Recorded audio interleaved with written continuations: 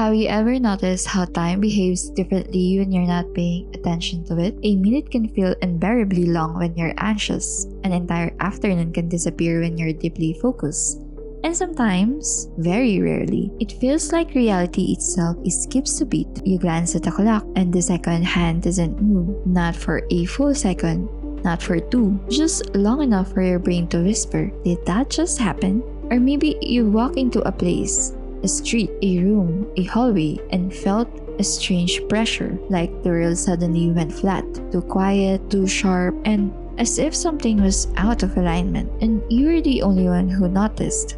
Most of us shrug these moments off. We blame fatigue, stress, imagination, but what if those moments aren't mistakes? What if time doesn't always flow the way we think it does? What if space isn't as solid as it feels? And what if your brain, working tirelessly behind the scenes, is constantly editing reality just so things seem normal? Tonight, we're talking about the times when that illusion sleeps, when physics spends time for real, when the brain rewrites seconds without asking permission, when memory, perception, and expectation collide, and reality feels weird. This is a story about clocks that lie, places that unsettle, and moments when the universe hesitates. Stay with me, and let's step into that pause. Welcome back to Little Weird. Hi, it's me, Jane, and if this is your first time here, welcome. I'm really glad you're listening. It's the start of New Year, which always feels like a little strange to me, not in a bad way, just reflective. Like we all collectively agreed to pause, look back, and then move forward again. And interestingly, this episode lands in a weird spot.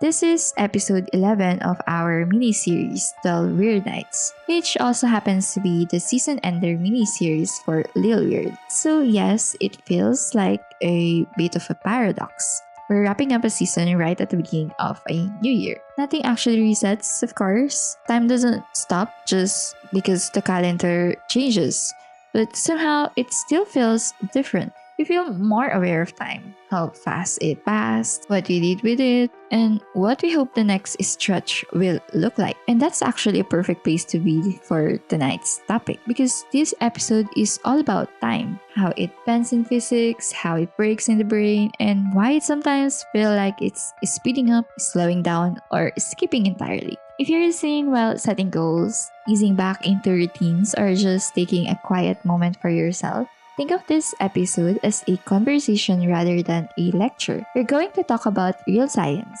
strange experiences, and a few familiar moments you've probably felt but never really questioned. So settle in. This is the Weird episode 11 of 12 Weird Nights. Let's get into it. Before we talk about feelings, memory, or perception, we need to get one thing out of the way. Sometimes time really does break. Not metaphorically, not emotionally, but physically. One of the biggest misconceptions you grow up with is that time is constant, that it moves at the same pace for everyone and everywhere. 1 second is 1 second, a minute is a minute, end of story. But physics says not quite. According to modern science, time is flexible. It stretches and slows depending on two things, speed and gravity. Let's start with speed. Imagine two clocks. One stays on Earth, the other is placed on something moving extremely fast, like almost the speed of light, fast. What scientists have discovered is that the fast-moving clock actually ticks more slowly than the one at rest. This isn't a theory we're still debating. It's been measured. Scientists observe this effect using tiny particles called muons. Muons normally decay very quickly, so quickly that by all logic, they shouldn't survive the trip from Earth's upper atmosphere to the ground, and yet they do. Why? Because they're moving so fast that time slows down for them. From our perspective, their internal clocks are running late, allowing them to live longer than expected. This same effect happens to astronauts. People aboard the International Space Station age just a tiny bit slower than those of us on Earth. It's only microseconds, but it's real. Time for them literally passes differently. Now, let's make this more relatable. If humans could travel near the speed of light and stay there long enough, you could return home to find that years or even decades had pass on Earth while you experience far less time yourself. You wouldn't be traveling through time, you'd simply be letting time stretch unevenly. Now, let's talk about gravity. Gravity doesn't just pull things downward, it also slows down time. The stronger the gravity, the slower time moves. A clock closer to Earth ticks is slightly slower than one higher up. Over very long periods, that difference adds up. Someone standing on a mountain will technically age a bit faster than someone at sea level. And when we talk about extreme gravity, like near a black hole, things get truly strange. From far away, an object falling into a black hole appears to slow down, fade, and eventually freeze in time. Not because it actually stops, but because time itself is stretching so dramatically that its final moments never seem to finish. So when we say time breaks, this is what we mean. Not chaos, not randomness, but a universe where time is not absolute. And here's the important part. Even though these effects are real, measurable, and happening all the time, most of us never feel them. Which brings us to the more familiar kind of weirdness, the kind that happens not in space but inside the mind. And that's where things start to feel personal. So if physics explains how time actually bends, this part explains why time feels so strange in everyday life. Because for most of us, the moments that mess with time don't involve black holes or spaceships. They happen in bedrooms, hallways, grocery lines, late night staring at the ceiling, and that's because time as we experience it is not measured by a single internal clock. It's constructed. Your brain builds time using attention, memory, movement, emotion, and expectation, which means that when any of those systems sleep, even slightly, time can feel distorted. Let's start with one of the strangest examples. There's a real neurological condition called Alice in Wonderland syndrome. And yes, it's named after the book because the experiences sound just as surreal. People with this condition might suddenly see objects shrink or stretch. Rooms can feel too far away or uncomfortably close. Their own body might feel larger or smaller than it actually is. But here's the part that matters. Time also becomes unreliable. Some people feel like time slows to a crawl. Others feel like it's racing uncontrollably. Some even report the sensation of moving or accelerating without actually moving at all. This happens because the brain region that helps us understand space, body, position, and scale starts misfiring. And when space becomes unstable, time often follows. Now, most of us don't experience anything this extreme, but we do experience milder versions of time distortion all the time. For example, have you ever looked at a clock and felt like the second hand stopped moving? That's not your imagination. It's called chronostasis, sometimes referred to as a stop clock illusion. Here's what's happening. When your eyes move quickly from one object to another, your brain briefly shuts down visual processing to avoid motion blur. That movement is so fast you don't notice it, but your brain hates gaps. So it quietly fills in the missing moment by stretching the first image you see after the eye movement. And the result, the first second looks longer than it really is. Your brain literally backdates reality to make it feel continuous. And once you know that, it becomes a little unsettling because it means your experience of now is always slightly edited. Trauma can make this even more obvious. People who had traumatic brain injuries often report that time feels fragmented. Tasks that used to feel intuitive suddenly feel impossible to sequence. Cooking, planning, multitasking, things that rely heavily on timing fall apart. Not because intelligence disappears, but because the brain systems that coordinate time lose their rhythm. Which tells us something important. Time perception isn't one function, it's a collaboration. And when that collaboration breaks down, even temporarily, time stops behaving the way you expect it to. So when people say things like, time just disappeared, or that moment felt unreal, or everything felt off for a second, they're not being dramatic. They're describing a moment where the brain's carefully stitched version of reality loosened just a little. And in the next part, we'll talk about what happens when that loosening isn't accidental but intentional. Because sometimes time doesn't break because something goes wrong. Sometimes it breaks because we let it. So far, we've talked about two kinds of time weirdness. First, time actually bending according to physics. Second, time feeling strange because the brain misfires or fills in gaps. But this next part is different because sometimes time doesn't break because something goes wrong. Sometimes we break it on purpose. You've probably experienced this without realizing it. Think about a moment when you were completely absorbed in something. Writing, drawing, gaming, cleaning, working on a project late at night. You look up and hours are gone. That's called a flow state. It's a mental state where your attention becomes so focused that your sense of time fades into the background. You're not watching the clock, you're not checking yourself, you're just doing. And neurologically, something interesting is happening. The part of your brain responsible for self monitoring, overthinking, and constant inner commentary starts to quiet down. The "are we doing this right" voice steps aside. Without that internal narrator keeping track of seconds and minutes, time becomes elastic. It can stretch, it can compress, it can disappear entirely. That's why flow feels so good, but also so disorienting afterward. Meditation and sensory deprivation create similar effects. When external input is reduced, less sound, less movement, less stimulation, the brain turns inward. Without the usual markers to tell us where we are in time, the sense of duration begins to dissolve. Minutes can feel like hours, or hours can pass without registering at all. Some people describe this as calm, others find it unsettling. And then there are more extreme experiences. During out of body experience, often reported in near death situations or intense meditation,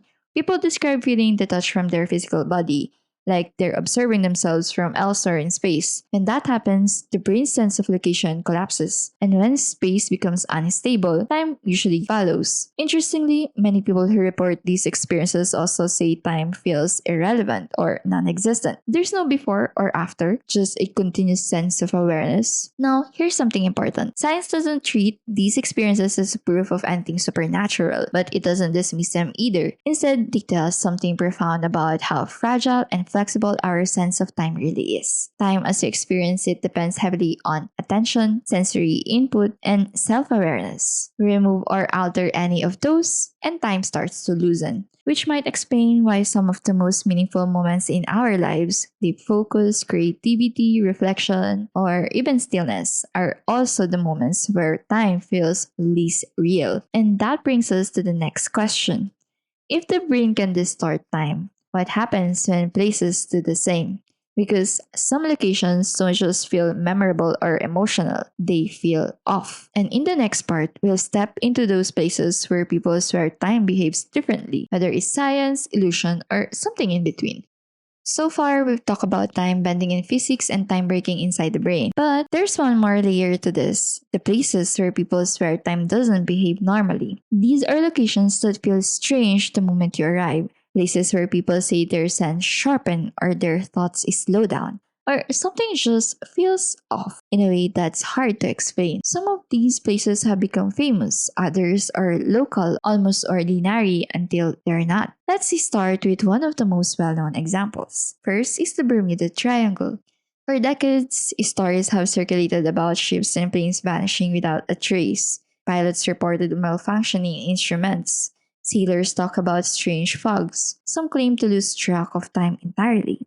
One famous case involved a pilot who described flying into what he called an electronic fog, a cloud that felt tunnel-like, disorienting, and wrong. According to his account, he emerged far ahead where he should have been, having covered an impossible distance in just minutes. Now, here's where science steps in. Researchers point to powerful magnetic storms, solar wind activity, and navigation errors, especially in an area that's heavily traveled and already difficult to navigate. Statistically, the number of disappearances isn't much higher than in other busy ocean regions. So, does that mean the stories are fake? Not necessarily. It means that disorientation, combined with fear, unfamiliar conditions, and expectation, can completely rewrite how time and space feel in the moment. And that pattern shows up again and again. Take Sedona, Arizona, famous for its so-called energy vortexes. Visitors describe feeling unusually emotional, calm, dizzy, or mentally expanded. Some say time seems to slow down while they're there. Geologically, Sedona's red rocks contain high levels of iron oxide, and magnetic anomalies have been measured in the area. Some researchers have even recorded changes in brainwave patterns when people spend time in these spots. But skeptics point out something equally powerful: suggestion. When people expect a place to feel meaningful, strange, or transformative, their brains are already primed to notice differences. Standing somewhere visually overwhelming can alter perception. Then there are places designed almost accidentally to confuse us. So-called gravity hills or mystery spots where balls roll uphill and people appear to grow or shrink depending on where they stand. Despite the dramatic effect, these are well-documented optical illusions. Buildings are tilted, visual reference points are skewed, your brain chooses the wrong frame or reference, and suddenly gravity feels broken. What all these places have in common isn't supernatural energy or time portals. It's sensory conflict. When your eyes, inner ear, and expectations don't agree, your brain struggles to orient itself. And when orientation fails, time often becomes unstable too. Moments feel longer, movements feel delayed, the environment feels unreal, which leads to an uncomfortable but fascinating idea. Some places don't bend time, they bend us. And yet, even knowing that, there are still stories that refuse to go away. Stories where people claim they didn't just feel disoriented, they felt displaced. And in the next part, we'll look at those accounts, the so called time sleeps, where people insist they briefly step into another era, whether illusion, memory, or something stranger. They sit right at the edge of what we can explain. Up to this point, we've talked about time bending through physics, perception, and environment. But now we're stepping into a different category. Stories where people insist that time didn't just feel strange. They believe they briefly step into another time altogether. These experiences are usually called time sleeps. They're not tied to machines, they don't involve speed or gravity, and they almost never leave physical evidence behind. What they leave instead is something harder to dismiss: certainty. Let's start with one of the most famous cases. In 1901, two Oxford academics, Charlotte Moberly and Eleanor Jourdain, were walking through the gardens of the Petit Trianon at Versailles. According to their account, the atmosphere suddenly changed.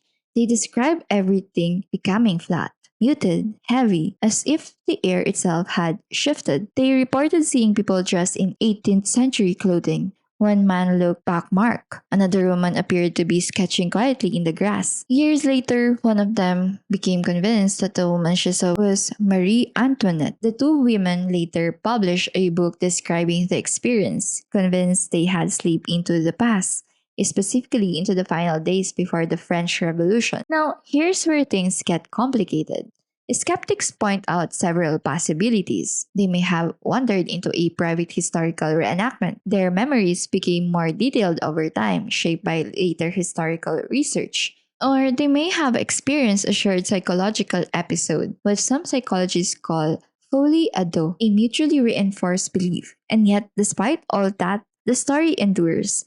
Because what's striking isn't the claim itself, it's how consistent their descriptions are and how strongly they believe what they experience. And this isn't an isolated case. In modern times, similar stories appear in places like Bold Street in Liverpool. People claim to step into a familiar street only to find themselves surrounded by old storefronts, vintage cars, and fashion from the 1950s or 60s. Some say they briefly interact with people who seem confused by their presence. Others say the scene collapses instantly, snapping back to the present. Local explanations range from geology quartz rich stone beneath the street to underground electrical systems that might affect perception. But there's also a simpler explanation. Urban legends spread, stories prime expectation, and once a place gains a reputation, people are more likely to interpret strange sensations through that lens. Here's the important thing. There is no physical evidence that time sleeps actually move people through time. But that doesn't mean the experiences are fake. What these stories reveal is how powerful the brain is at constructing reality, especially under conditions of unfamiliar surroundings, emotional sensitivity, suggestion, and memory reconstruction. When perception, expectation, and narrative align, the result can feel absolutely real, even if it isn't physically happening. And that raises a bigger question. If individuals can misremember or reinterpret reality so convincingly, what happens when entire groups do it together? Because the next phenomenon doesn't involve one person or two. It involves thousands, sometimes millions, all remembering something the same way, even when it never happened. At this point, we've talked about time bending individually, in physics, in perception, in place, and in personal experience. But there's one last layer we need to touch on, and I promise we'll keep this brief because if you've been with Lil Word for a while, this one will already feel familiar: the Mandela effect. This is the phenomenon where large groups of people remember the same thing, the same detail, the same image, the same event, only to find out later that it never actually happened that way. Names is spelled differently, logos missing details we're sure were there, and events remembered collectively but incorrectly. We've talked about this before, so I won't dwell on the examples. What matters here is why it happens. Psychologically, memory isn't a recording, it's reconstruction. Our brains don't store exact copies of the past. We build memories each time we recall them, filling in gaps with what feels logical, familiar, or culturally expected. And when many people share the same assumptions, the same media, the same mental shortcuts, those reconstructed memories can line up. That's why the Mandela effect feels unsettling. Not because reality changed, but because it reminds us how fragile our certainty about the past really is. Some people like to frame this as evidence of alternate timeline or simulation glitches. While that idea is fascinating and we've explored it before, there's no solid evidence for it. But here's why the Mandela effect still belongs in this episode. Because it shows us that time isn't just something we move through. It's something we remember. And when memory bends, the past bends with it. Which means our sense of continuity of this happened, then this happened, and now we're here is far more flexible than we like to admit. And when you put all this together, time bending through physics, time stretching in perception, time slipping in place, time fragmenting in memory, you start to see the pattern. Time doesn't usually break in one dramatic way. It breaks quietly, in moments, in edges, in the spaces where certainty softens. And that brings us to the final question of this episode. Not why time breaks, but what it means to live inside something so unstable and still call it reality. Let's pause for a moment and make sense of everything we've covered. When people say time feels weird, they're often describing very different experiences, but using the same words to explain all of them. Based on what we've talked about, most of these experiences fall into three main categories. First, physical time distortion. This is the version supported by physics. Time changes with speed and gravity. These effects are real, measurable, and constantly happening, even if we don't notice them in everyday life. Second is perceptual time distortion. This is where the brain comes in. Our experience of time is built from attention, movement, memory, and expectation. When those systems shift even slightly, time can feel fast, slow, frozen, or fragmented. Reality itself isn't changing. The brain is adjusting how it presents it. And third is narrative or cultural distortion. This includes time slip stories, shared misremembering, and long-standing urban legends.